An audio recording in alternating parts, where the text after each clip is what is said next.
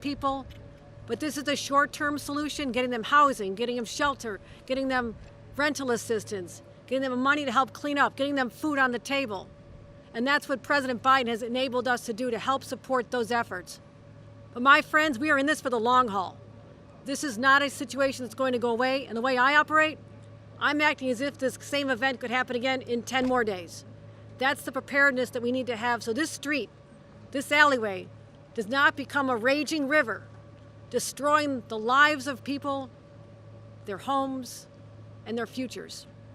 It's an emotional day for all of us to see this, but the chance to see these resilient people. And Junior right here, who's the mayor of the street. Junior, how are you, my friend?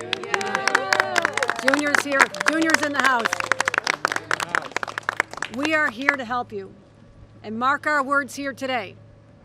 The president and none of us believe that we just show up to take pictures and walk away. We are committed to you and the resiliency of this community and this neighborhood. I want to thank every one of you for having the strength. I don't know where you get it from, because this is one of the hardest hit streets and communities because of COVID as well. Our hospitals were overflowing with people from these neighborhoods just a year ago. So, my friends, we're not abandoning you. We're here for you, and we'll continue to be here when you need us. And with that, I'm going to give a quick introduction to our Senator Kirsten Gillibrand, who's been on the ground constantly, and I want to thank her for her leadership as well. She'll be introducing Senator Schumer, and Senator Schumer, just from the bottom of my heart as well. Thank you. We walked many streets. The three of us walked Mamaroneck, other communities as well. The two of you are just an incredible team, and we're blessed to have you representing the state of New York. Thank you. Thank you. Well, thank you, Governor Hochul, for being here, for being strong in a moment of grave need. I want to thank the President for coming to talk to families. He understands the pain and the sorrow that these families are going through, the resilience they will need to be able to rebuild and build back better, as the President has said. He's here on the ground because he cares, and he's going to make a difference. And I also want to thank our first responders for never missing a beat, for being here every second of every day to meet the need of these communities. And last, and certainly not least, is Senator Schumer. As the majority leader in the U.S. Senate, he will be best positioned to make sure families recover. He's been working since Superstorm Sandy to make sure that we have better resilience, so that he's gotten the Army Corps to work. He's gotten the people to have the resources they need through FEMA and to address some of the fraud that we saw during Superstorm Sandy. And that's why Senator Schumer is truly at the head of being able to support President Biden in getting this done. God bless you all. Thank you. Well, thank you, Governor Hochul, Senator Gillibrand, and all my great colleagues. We are working all three levels of government. And why it's such a large, impressive anomaly of people get here, because this man came. This man right here came with, thank you, without anyone having to hock him, or that's a Brooklyn word, or bother him to come. So, Mr. President, it is my distinct honor to welcome you to Queens, a bustling borough of over 2 million New Yorkers with staggering diversity and infinite talent, equal parts passion and compassion. Where's Donovan? There he is. Now, you being here today, Mr. President, is a hallmark of your hands-on presidency. Not just sitting in Washington, but seeing and hearing people's trouble, and then acting decisively to help, not the least of which is by promptly approving a major disaster declaration, quicker than any president has ever done. And we are so, so grateful. Now, perhaps nowhere else reflects the diversity of New York and our nation than Queens, where hundreds of languages, hundreds, are spoken every single day. From Archie Bunker to LL Cool J to Aquafina. Queens literally has it all. Not to mention some of the best arepas, Vindaloo, Moussaka, Carbonara, and Guinness on the planet. As a congressman, my district included parts of Queens. We have LL Cool J. Calm down. As a congressman, My district included parts of Queens, so this community is near and dear to my heart. And it pains us so to see and witness the loss of life and property. It pains us deeply to read the stories of neighbors we lost in the storm. Mr. President, less than 2 miles from where we're standing, in Woodside, 2 parents, Ang Lama and Ming Ma Sherpa, perished, along with their toddler son, Lobsang Lama, as water rushed into their basement apartment. Lobsang was 14 months old, a little beautiful boy gone. Gone. The same brutal story repeated itself across New York as Ida dumped a record amount of rain. People trapped in their own homes. In a matter of minutes, a place of safety and refuge became a coffin. Mr. President, we're so thankful that you're here, not just to see for yourself the destruction and damage wrought by Ida, but also to deliver the prompt aid we urgently need. This community is hurting. We've lost loved ones. We've lost homes. We've lost small businesses, and even small things, the marriage albums, the mementos, the pictures that can never be replaced no matter how much financial help we're able to get people. Leaves a hole in your heart, a hole in your heart. Now, in the short term, of course, we need the federal aid to staunch the bleeding and rebuild stronger and more resilience than before. And Mr. President, I thank you for heeding my call and that of Senator Gillibrand and the call of Governor Hochul and my colleagues in the New York delegation, many of whom are here, who did such a great job for New York. Let's have the congressional delegation. A round of applause for them.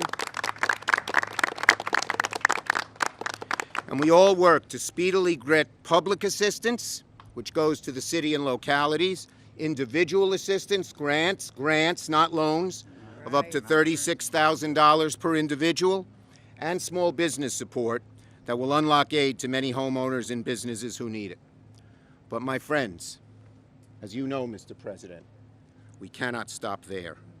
Our climate is changing in ways that are undeniable, that are accelerating, that are caused by humans, that are devastating communities here in Queens and across America with increasing unfortunate frequency.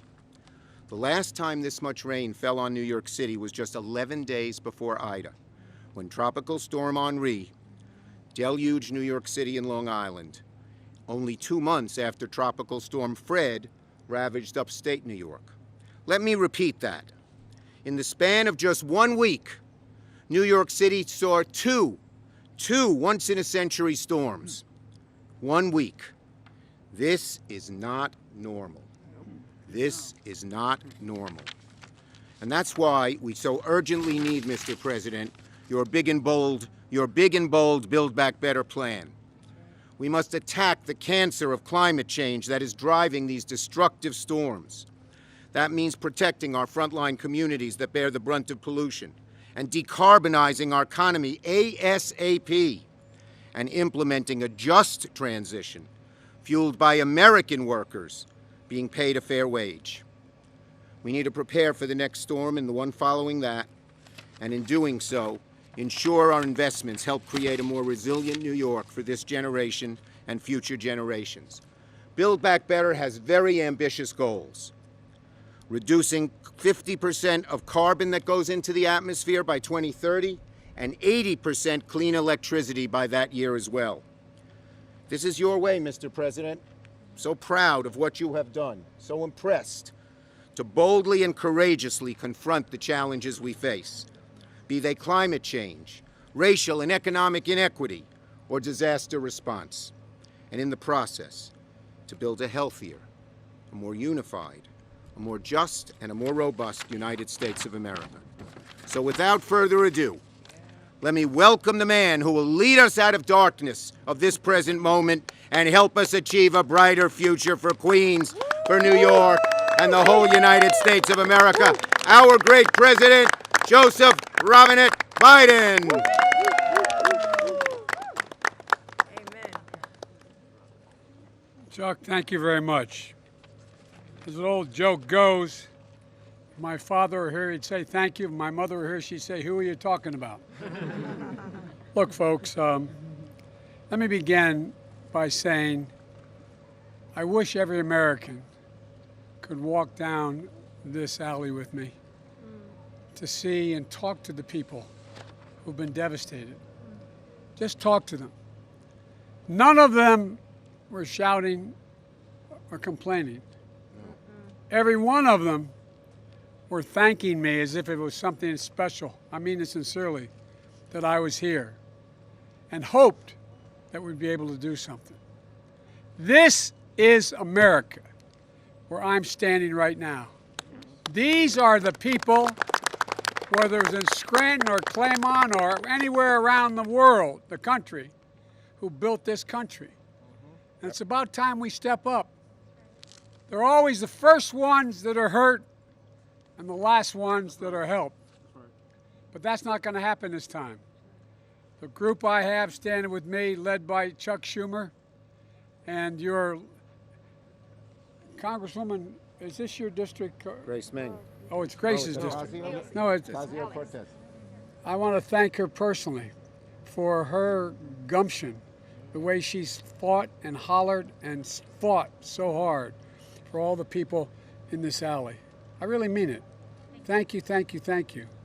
But that goes for everybody here. And look, folks, you know, I want to thank Governor for and Leader Schumer and Kristen, I should say Senator Gillibrand, and Congresswoman Ming and Maloney and Meeks and Mayor de Blasio for being here. You know, it's not, how can I say this? Sometimes some very bad things happen that have a tendency to bring out the best in a people and a country. And I think what people are seeing across this country, from the wildfires in California and the far west, which I'm heading to in a couple days, all the way to down in Louisiana in the Gulf where I was a couple days ago, to New Jersey and Pennsylvania to a lesser extent, Delaware to a lesser extent, and New York, people are beginning to realize this is much, much bigger than anyone was willing to believe. And a whole segment of our population denying this thing called climate change. Right. But I really mean it. Sometimes my mother used to say, out of everything bad, something good will come if you look hard enough for it. Well, I think we've all seen, even the climate skeptics are seeing that this really does matter. And it's not just whether or not people who are just trying to get by in these homes, in these alleys here, working their butts off, do well. It's people in high towers along the shore who find that as this rain and all this change takes place in the groundwater, the buildings are actually beginning to tilt. 100-story buildings. This goes so far beyond what anybody's willing to speak to up to now. We just finished surveying some of the damage in the neighborhood here in Queens, and earlier today we were in the Raritan Valley in New Jersey, which also got badly, badly hit. Walking these neighborhoods, meeting the families and the first responders, seeing how folks are doing after this destruction and pain and another devastating storm is an eye-opener. The people who stand on the other side of the fences who don't live there, who are yelling that we're talking about interfering with free enterprise by doing something about climate change, they don't live there. That's right. They don't live. They don't understand. And you know, last week, right here, in so many other communities, these waves crashed through the streets here, testing the aging infrastructure and taking lives. More lives were taken here than down in Louisiana. Let me say that again. Wow. They had over 20 inches of rain. They had 178 mile-an-hour winds, gusts, and more lives were taken here than down in Louisiana. And you know, you all saw the harrowing images of stories and families trapped in flooding basements and struggling to survive. Well, you didn't have to just go along this valley. talk to the people. I'm sure the press has done that. My message to everyone grappling with this devastation is we're here. We're not going home till this gets done. I really mean that. We're not leaving. We're going to continue to shout as long as it takes to get real progress here. Folks, and we have to take some bold action now to tackle the accelerating effects of climate. If we don't act now, I'm going to be heading, as Chuck knows, as the senator knows, I'm going to be heading from here to Glasgow in Scotland for the COP meeting, which is all the nations of the world getting together to decide what we're going to do about climate change. And John Kerry, the former Secretary of State, is leading our effort putting together. We are determined that we are going to deal with climate change and have zero emissions, net emissions by 2050. By 2020, make sure all our electricity is zero emissions. We're going to be able to do these things, but we've got to move. We've got to move. And we've got to move the rest of the world. It's not just the United States of America. And so, folks, this summer alone, communities with over 100 million Americans, 100 Americans call home, have been struck by extreme weather. 1 in every 3 Americans has been victimized by severe weather. The hurricanes along the Gulf, the East Coast, up through this community. And I saw the human and physical costs firsthand, as I said, in Louisiana. But Governor, you called Phil Murphy, so many of the leading, Governor Murphy, so many leading with urgency and action are said, enough, enough. And there's not a single request I'm aware of, there may be something, that we haven't signed off on. We haven't signed off yet. And here's the deal. The New York Fire Department, the New York Police Department, the Sanitation Department, and other first responders, they're leading with incredible courage. 2 linemen have been killed trying to make sure we have. And folks, the evidence is clear. Climate change poses an existential threat to our lives, to our economy, and the threat is here. It's not going to get any better. The question, can it get worse? We can stop it from getting worse. That's right. And when I talk about building back better, and Chuck is fighting for my program, our program on the Hill, when I talk about building back better, I mean you can't build to what it was before this last storm. You got to build better so if the storm occurred again, there would be no damage. There would be. But that's not going to stop us, though, because if we just do that, it's just going to get worse and worse and worse, because the storms are going to get worse and worse and worse.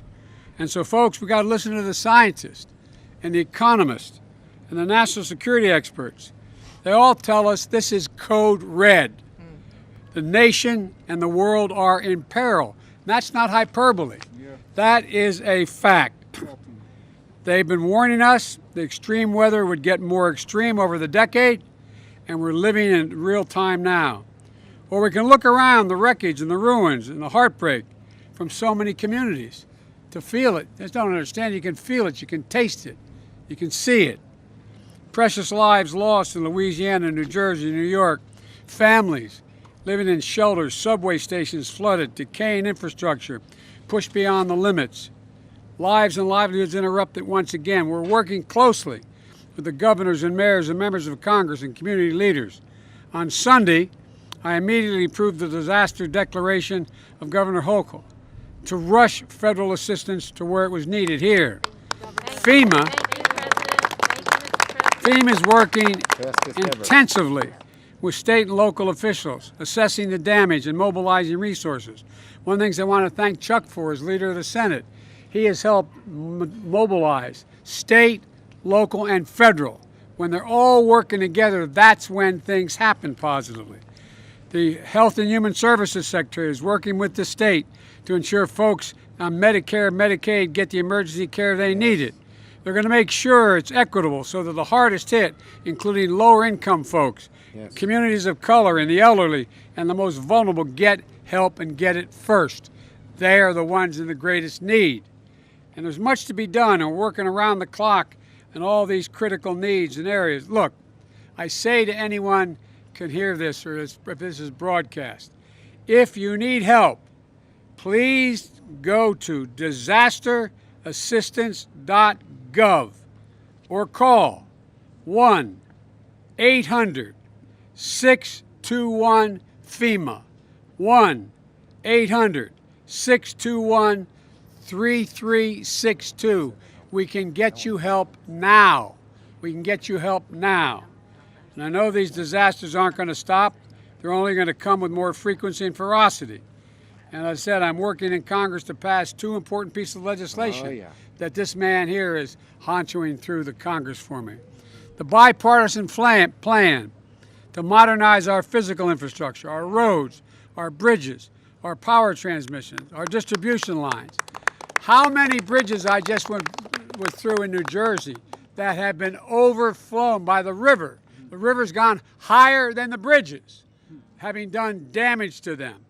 My Build Back Better plan with key investments in to fight climate change, cutting emissions, and make things more resilient. Each dollar we invest, every dollar we raise, a city block by 2 feet, flood-proof power stations, sanitations, reduction in the buildup of kindling in our forest, installing electrical lines underground rather than overhead, saves us $6 for every single dollar we spend to do those things. Because the next time disaster strikes, the flood is contained, the fire doesn't spread as wisely, and power stays on. Not to mention those investments save lives, homes, and create good-paying union jobs. Yay. I hosted We like union jobs. I hosted 56 heads of state in Washington.